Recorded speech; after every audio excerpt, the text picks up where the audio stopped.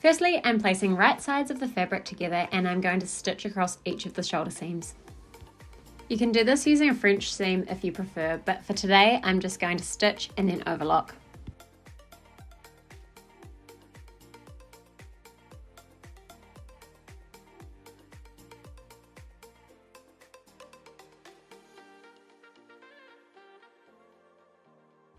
Next up, I'm going to gather the top of the sleeves. Here I'm using a gathering technique that I learned about a year ago.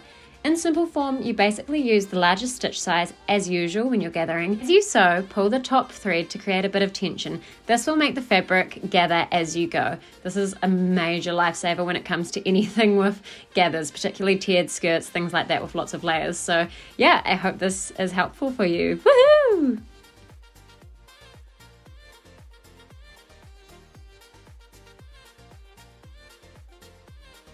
I'm now finding the middle of each of the sleeves and placing this in line with the shoulder seam. Then measuring 15 centimeters from the bottom and placing the ends of the sleeves at this point. Because of my gathering hack, I don't need to adjust the gathering too much, which is awesome. But if you do, just slowly pull it along until it fits evenly.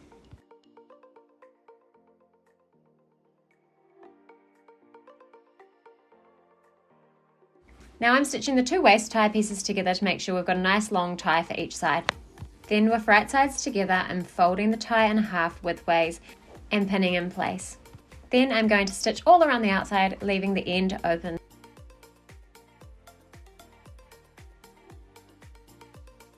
Using some sort of blunt object, I quite often use the end of a ruler or a knitting needle. Push your tie right sides out.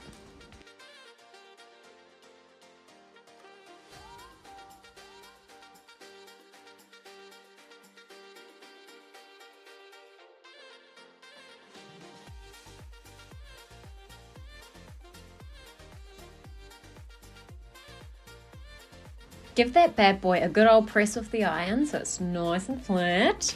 Then top stitch all around the edge to keep it in place.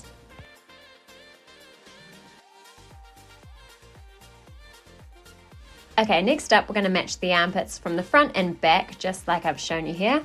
Pop a pin in at this point to keep it secure.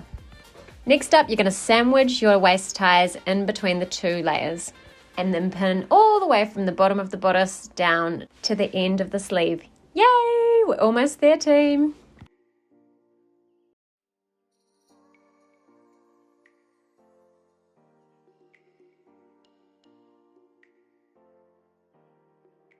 Stitch along the line where we've just placed all of those pins and then overlock.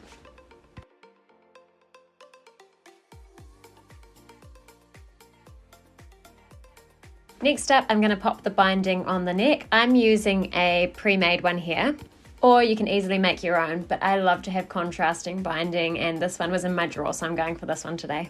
Once you've finished pinning the whole way around the neckline, stitch in the ditch until you get back to the start and stitch the two raw ends of the binding together to make one big loop.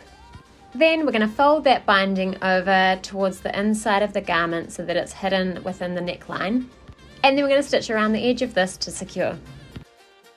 Next up, I'm just measuring the amount of elastic that I need for my wrists. I'm just adding a little bit extra so that it's not too tight and it's got room to be stitched in place. And I created a casing at the end of my sleeves earlier, which I'm now threading a safety pin through until the elastic reaches the other side, and then I'm going to secure in place with a little zigzag stitch and then close off the casing. Now, at this point, if you're making a top, you'll just hem the bottom and you are all done, yes! Or if you'd like to make a dress, follow along for the next little part of the video and I will show you how. I measured from my waist to where I'd like the skirt to finish. Then I folded my fabric widthwise in half and cut two widths at the length that I wanted the skirt to be. Next up, with right sides together, I'm sewing down either side seam and then overlocking.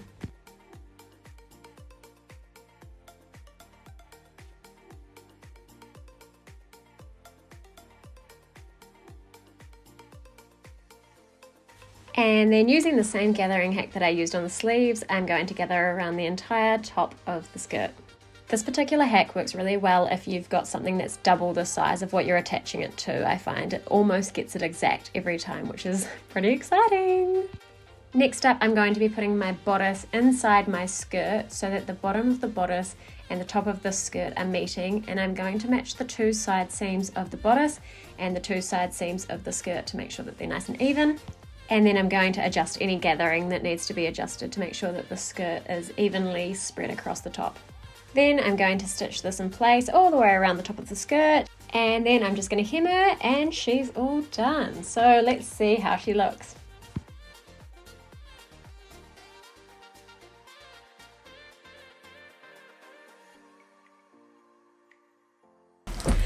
Well guys, that is one of my first videos down and I hope you enjoyed it. If you want to make a Monty of your own, I have popped the link in the description where you can download your very own PDF version. And please make sure if you enjoyed this video, you like and subscribe.